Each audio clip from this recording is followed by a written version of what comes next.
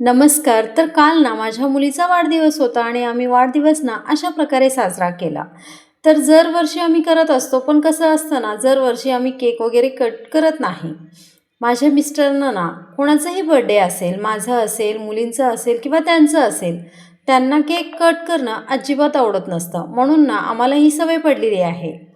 म्हणून आम्ही विचार करत असतो, की नाही केक वगैरे आमच्या घरी काहीच कट केलं जात नाही.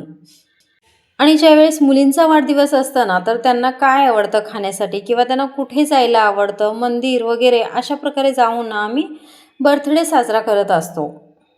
तर आज ना केक कट करण्याचं एकच कारण होता, की ती शाळेमध्ये ना एलिमेंटरी पेपरमध्ये 1 नंबर आली होती, 1 ग्रेडमध्ये आली होती म्हणून तिला विश करण्यासाठी काही लोकंही येणार होते.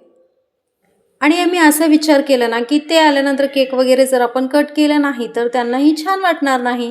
शेवटी कसं असतं ना, आपले विचार आपल्याकडे असतात आणि लोकांचे विचार वेगळे असतात.